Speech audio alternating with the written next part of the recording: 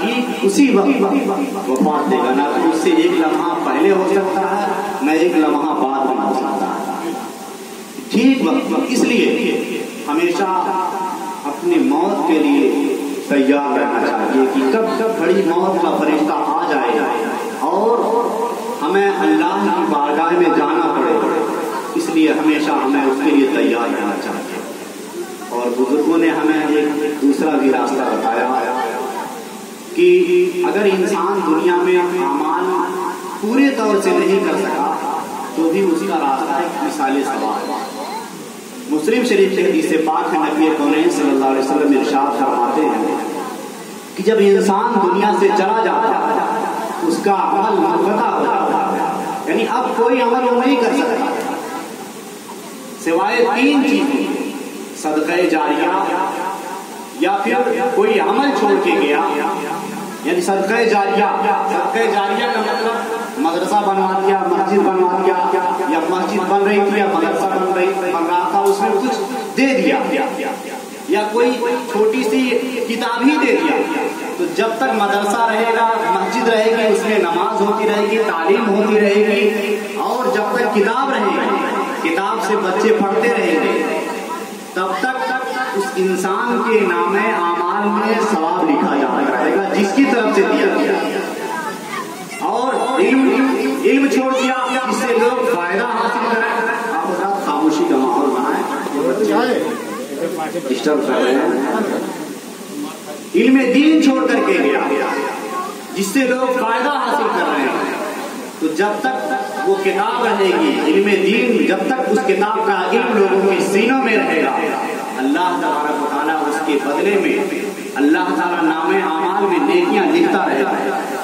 جیسے کوئی بڑے عالم دین کوئی کتاب لکھ کر کے چلے گئے، آپ دوسری کوئی کتاب پڑھے ہوں یا نہ پڑھے مگر تعمیر ادب تو پڑھے ہوں گے نا۔ تعمیر ادب چھوٹی سی مثال ہے، تعمیر ادب جب تک رہے گی، جب تک اسے لوگ پڑھتے رہیں گے، اس کے مصنف کو اس وقت تک ثواب ملتا رہے گا۔ اسی طرح اگر ولد صالح کوئی چھوڑ کر گیا، نیک اولاد چھوڑ کر کے گیا، دنیا سے چلا گیا، مگر نیک اولاد جب تک دنیا میں رہیں گے اس کے لیے دعا کرتے رہیں گے، اللہ تعالیٰ نام اعمال میں نیکیاں لکھتا رہے۔ اس لیے ہم اپنی اولاد کے لیے اچھی سے اچھی تربیت، اچھی سے اچھی تعلیم کا انتظام کریں۔ اسلام دنیاوی تعلیم کا مخالف نہیں ہے، دنیاوی تعلیم بھی دیں، مگر اسلام کے لیے جتنا ضروری ہے کہ حرام کیا ہے حلال کیا ہے وہ جان لے، اپنی تعلیم ضرور دے اپنی اولاد۔ اس کا بہت بڑا اجر و ثواب کہ جب آپ یا ہم دنیا سے چلے جائیں گے، ہماری اولاد، ہماری آنے والی نسلیں ہمارے لیے دعا کریں گے، اللہ تعالیٰ ہمارے گناہوں کو معاف کرتا رہے گا اور ہمارے درجات بلند کرتا ہے۔ ایک تاریخ کی ایسی ماں، تاریخ میں ایسی مائیں بھی بہت کم ملتی ہیں۔ ایک انسان اللہ کا نیک بندہ جسے دنیا فروخ کے نام سے یاد کرتی ہے، عبد الرحمن فروخ، بہت بڑے مجاہد تھے، اللہ کی راہ میں جہاد کرنے والے تھے۔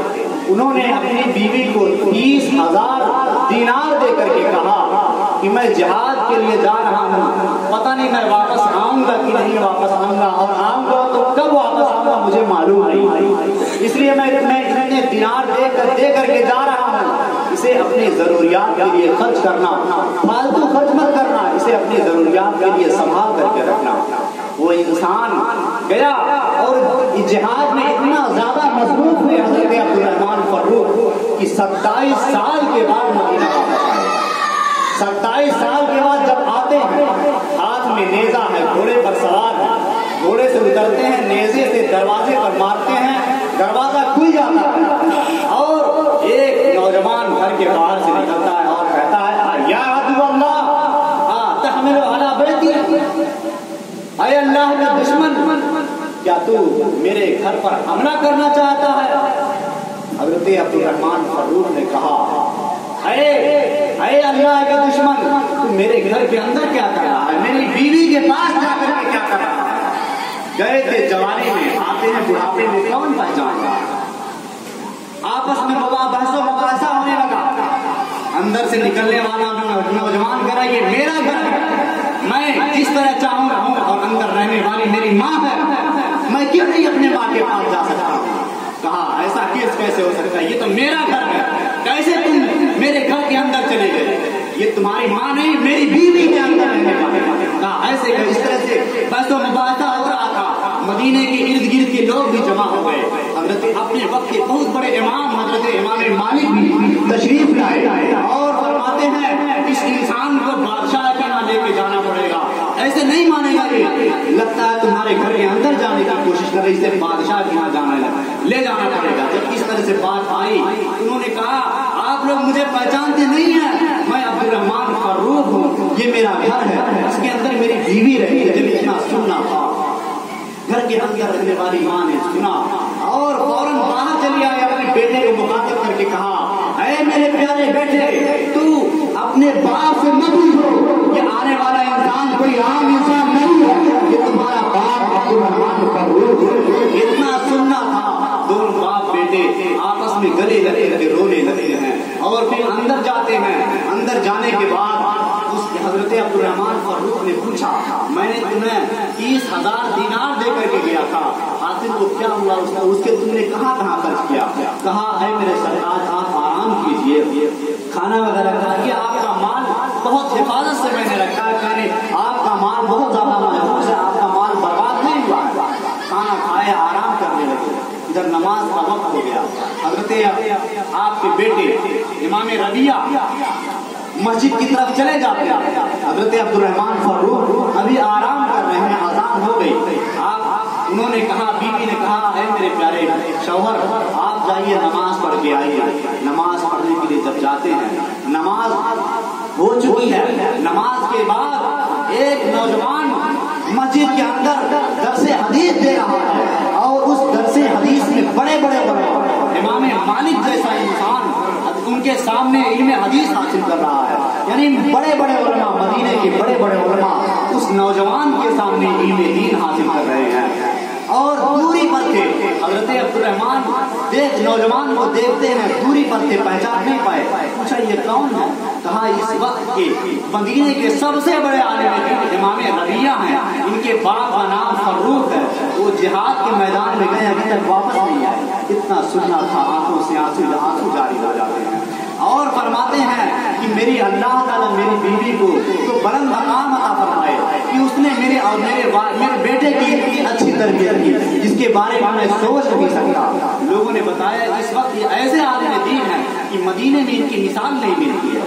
جب واپس آتے ہیں، گھر کے اندر آتے ہیں، کہا اے میری پیاری بیوی تم نے میرے بیٹے کو ایسا بلند مقام عطا کیا ہے کہ میں اتنی جگہ دنیا میں گیا مگر اپنے بیٹے کی طرح عالم دین اور اتنی زیادہ شان و شوکت والا میں نے کسی کو نہیں۔ اتنا سننا تھا، کہا اے میرے شوہر نامدار اب میں بتاؤں آپ کا مال کہاں ہے؟ آپ کا سارا مال جو آپ نے مجھے دیا تھا آپ کے بیٹے کی تعلیم پر میں نے خرچ کر دیا، آپ کے بیٹے کو میں نے مدینے میں بھی تعلیم دلوایا اور بڑے شہروں میں بھی تعلیم حاصل کرنے کے لیے بھیجا، اور آج اس مال کو میں نے خرچ کیا اور آپ کا بیٹا آج اس مقام پر۔ جب مائیں ایسی ہوئی اور بیٹے کو اتنا بڑا مقام عطا کریں گے، جب ان کے باپ یا ان کی ماں دنیا سے چلے جائیں گے، اس باپ اس بیٹے کے عمل کی وجہ سے ماں باپ کو نیکی میں اضافہ ہوتا رہے گا۔ اس لیے ہو سکے تو اپنے اولاد کی اچھی سے اچھی تربیت کی۔ آج لوگ فاتحہ پہ اعتراض کرتے ہیں کہ فاتحہ پڑھنا قبر پر بدعت ہے، ناجائز ہے، حرام ہے، مگر میں ایسی بارگاہ میں آپ کو لے چلتا ہوں جب وہ شخصیت تھی تو یہ سب کوئی اختلاف تھا ہی نہیں، مگر وہ شخص اس وقت بھی کہتا تھا کہ قبروں پر جاؤ اور فاتحہ پڑھو۔ امام احمد بن حنبل رضی اللہ تعالیٰ بزرگ عالم دین کتاب میں ان کا نام لیا، حضرت امام احمد بن حنبل وہ فرماتے ہیں کہ جب تم قبروں میں جاؤ تو قبروں پر ایک مرتبہ سورہ فاتحہ پڑھو اور قل اعوذ برب الفلق پڑھو، قل اعوذ برب الناس پڑھو، اور اس کا ثواب آنے والے لوگ قبر میں جتنے لوگ ہیں ان سب کو اس کا ثواب پہنچا دو۔ اس قبر میں جتنے لوگ ہوں گے سب کو اس کا ثواب ان کے لیے کافی ہوگا، اللہ تعالیٰ ان کے عذاب کو دور کرے اس پر۔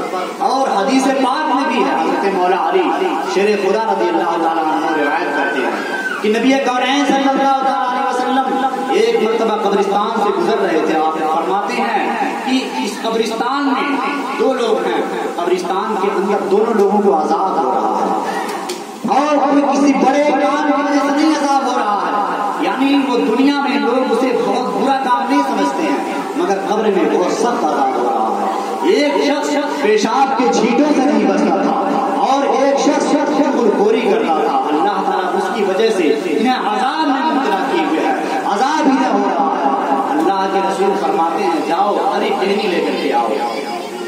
ہری ٹہنی لائی جاتی ہے, آپ اسے دو ٹکڑے کرتے ہیں اور دونوں پر ان ٹہنیوں کو گاڑ دیتے ہیں اور فرماتے ہیں کہ جب تک یہ ٹہنیاں ہری رہیں گی تب تک ان کے عذاب میں تخفیف ہوتی رہے گی, ان کا عذاب کم ہوتا رہے گا.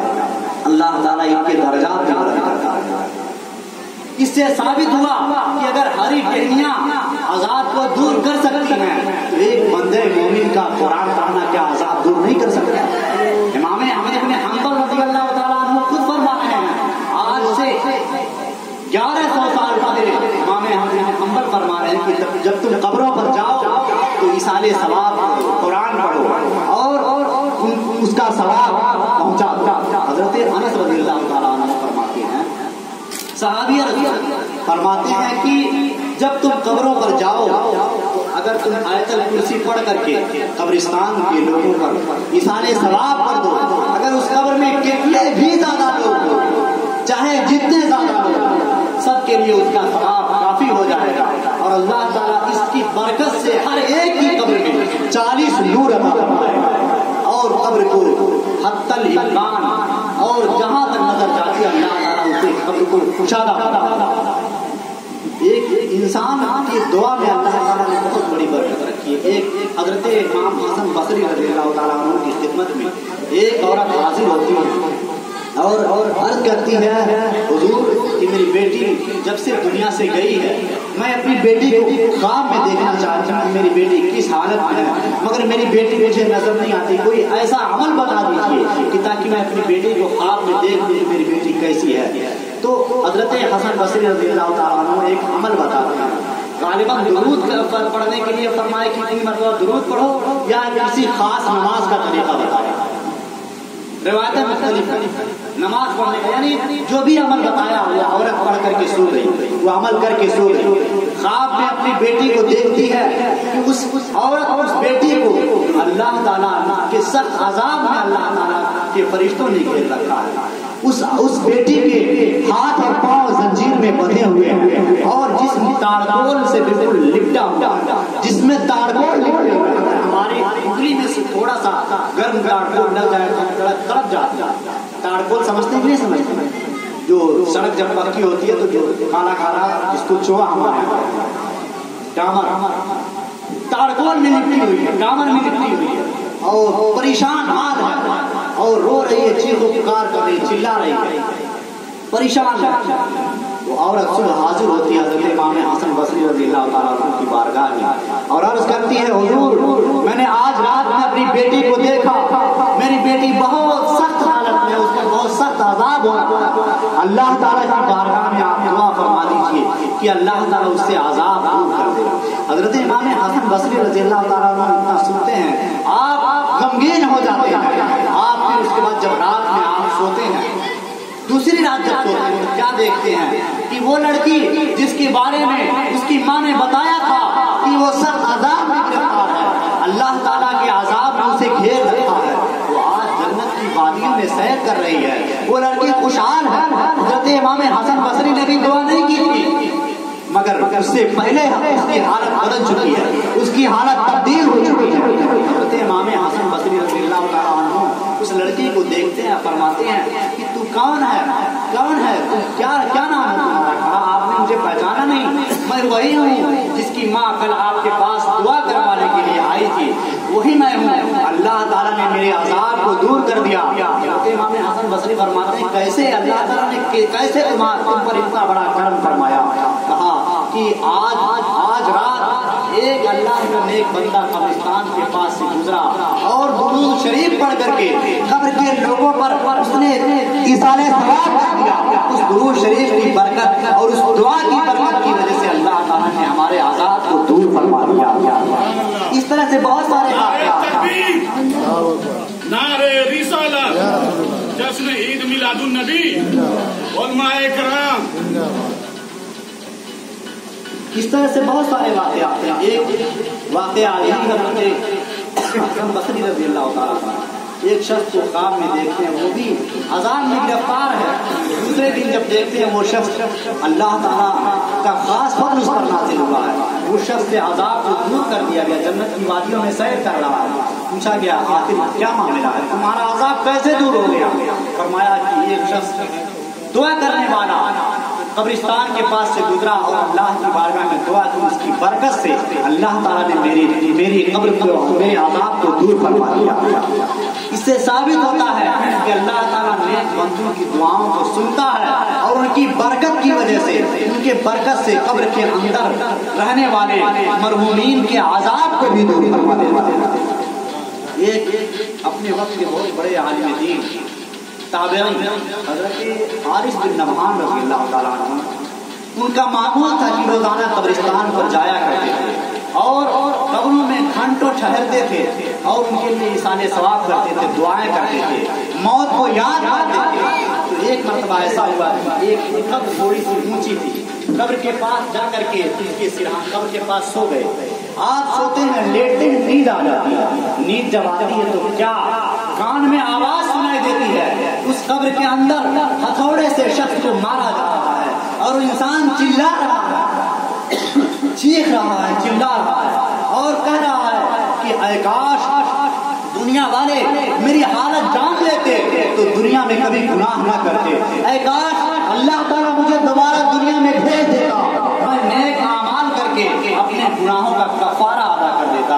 اے اللہ تعالیٰ تو مجھ پر رحم فرما، اے میرے مولا مجھ پر رحم فرما. اے کوئی دعا کرنے والا شخص آ جائے، میرے لیے دعا تو کر دے. اللہ تعالیٰ مجھے میری دعا تو سن نہیں رہا ہے، کوئی نیک بندہ آ جائے اور میرے لیے دعا فرما دے، اللہ تعالیٰ میرے عذاب کو دور کر دے. اسی طرح وہ انسان اندر چیخ رہا ہے، چلا رہا ہے. حضرت حارث بن نبہان گھبرا جاتے ہیں نیند میں اور بیدار ہو جاتے ہیں اور ان کو پھر اس کے بعد قبر سے بھاگتے ہوئے گھر کی طرف جاتے ہیں. دل دھڑک جاتا ہے، خوف طاری ہو جاتا ہے. ظاہر سی بات ہے ایسی حالت کوئی بھی شخص خواب میں اگر دیکھ لے گا وہ بھی قبرستان میں گھبرا جائے گا. مگر ان کا گھبرانا اس طرح نہیں تھا، وہ یہ سوچتے تھے کہیں ایسا نہ ہو کہ میں بھی جب دنیا سے جاؤں میرے ساتھ بھی یہ حال ہو. حضرت حارث بن نبہان جاتے ہیں اور تلاش کرتے ہیں کہ یہ قبر کس گھرانے کا ہے، یہ قبر کس گھرانے کا، مگر کوئی سراغ نہیں ملتا ہے، کچھ پتا نہیں چلتا ہے کہ آخر قبر کس کی ہے. آخر پھر جب دوسرے دن آتے ہیں پھر سوتے ہیں پھر وہی حال، وہی اسی طرح انسان چیخ رہا ہے، چلا رہا ہے، رو رہا ہے، آہوزاری کر رہا ہے، آہوزاری کر رہا ہے، اللہ کی بارگاہ میں دعا کر رہا ہے، مگر اس کی دعا قبول نہیں ہو رہی ہے.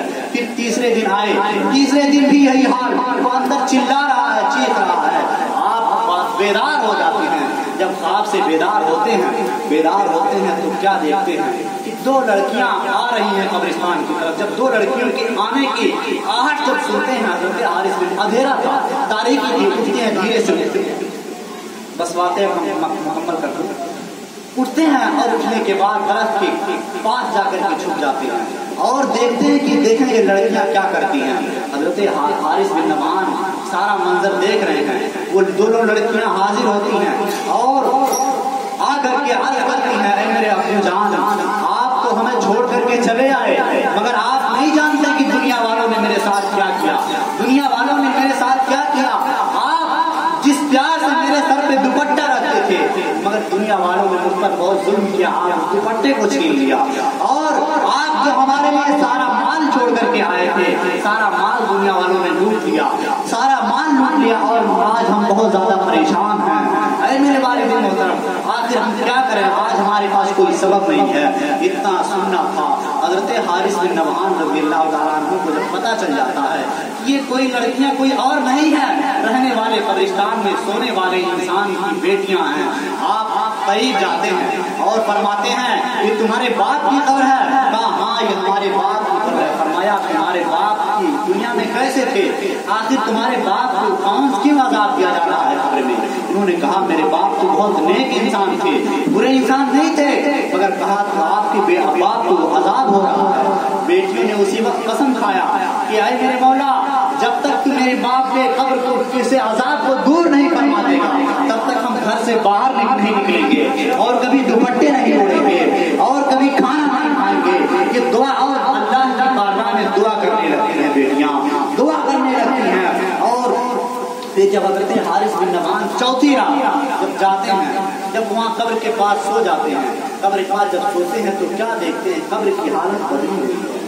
قبر کے اندر وہ انسان جو 3 دن سے لگاتار عذاب میں گرفتار تھا، آج اس کی قبر جنت کی کیاری بنی ہوئی ہے اور جنت کی وادیوں میں ٹہل رہا ہے۔ جب حضرت حارث بن نعمان یہ دیکھتے ہیں ان بیٹیوں کے گھر جاتے ہیں، کہا تمہارے لیے خوشخبری ہے، اللہ تعالیٰ نے تمہارے باپ کے قبر میں عذاب کو دور فرما دیا، اللہ تعالیٰ نے تمہارے باپ کے قبر کو جنت کی کیاری بنا دیا ہے۔ اس بیٹیاں سنتی ہیں، خوش ہو جاتی ہیں۔ نبی کونین صلی اللہ علیہ وسلم نے فرمایا القبر حفرہ روضۃ من ریاض الجنہ اور حفرۃ من حفر النیران۔ قبر یا تو جنت کی وادیوں میں سے ایک وادی ہے، جنت کے باغات میں سے ایک باغ ہے، یا جہنم کے گڑھوں میں سے ایک گڑھا ہے۔ اس لیے ہم سب کے لیے ضروری ہے کہ ہم علم دین حاصل کریں اور اپنی اولاد کو علم دین سکھائیں اور اپنے مرحومین کے لیے اعمال صالحہ نیک دعا کرتے رہیں، ان کے لیے ایصال ثواب پڑھتے رہیں تاکہ آپ کی وجہ سے انہیں قبر میں بھی آرام ملے۔ اللہ تعالیٰ کی بارگاہ میں دعا ہے جو کچھ بیان کیا گیا اللہ تعالیٰ اسے قبول فرمائے، بولنے میں عمدہ یا سر کسی بھی قسم کی کوئی غلطی ہوئی ہو اللہ تعالیٰ اسے معاف فرمائے۔ استغفر اللہ رب العالمین۔ السلام علیکم۔